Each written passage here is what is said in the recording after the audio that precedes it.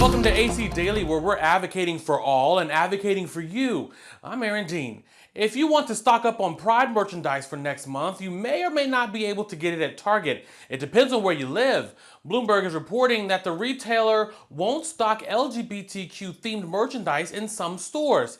That's because a backlash for selling the merchandise led to decreased sales for the year. The backlash included threats from some customers against employees. Target is reportedly planning to offer Pride-themed merchandise online this year and in about half of its nearly 2,000 stores. The company says that it will curate items to sell in which stores based on guest insights and consumer research.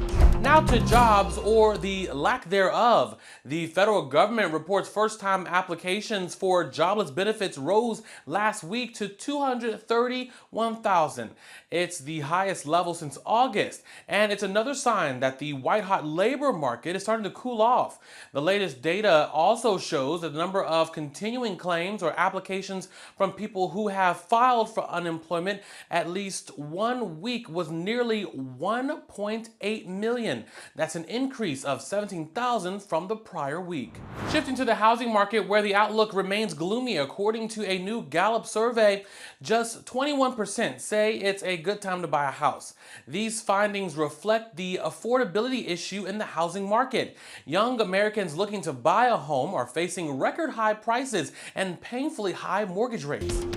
Eating ultra-processed foods is associated with an early risk of death, according to a 30-year study. However, researchers at Harvard report that different foods have different impacts. The study, published in the BMJ journal, analyzed data from more than 100,000 health professionals.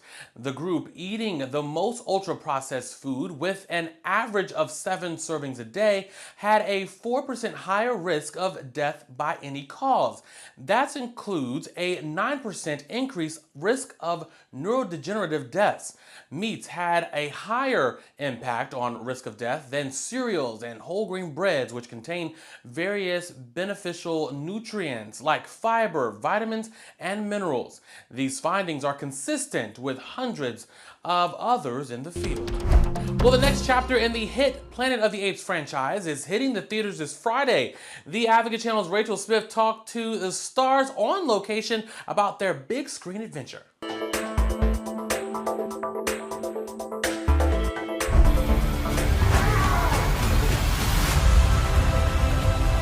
To survive, remember your strength, your compassion, your mercy. This is obviously such a beloved franchise. I mean, now for generations. What is that first, I'm curious for both of you, that first big summer blockbuster you went to in theaters that really made you fall in love with movies? For me, it was King Kong. Really? Seeing Andy play Kong when I was, Wow. I actually had I loved the movie so much that I went back and had my 7th birthday party at the movie theater with my friends seeing King Kong. That is serendipitous, and that's right? why I'm an actor, is because his performance in that was so moving to me that I went, oh, I can do that.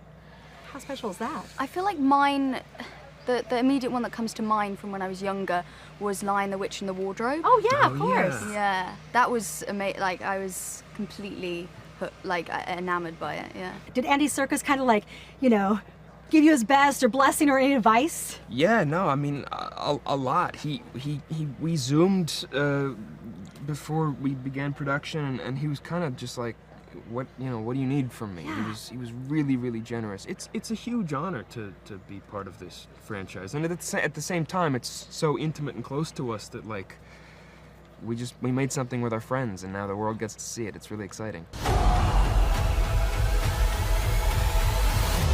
On location for the Advocate Channel, I'm Rachel Smith.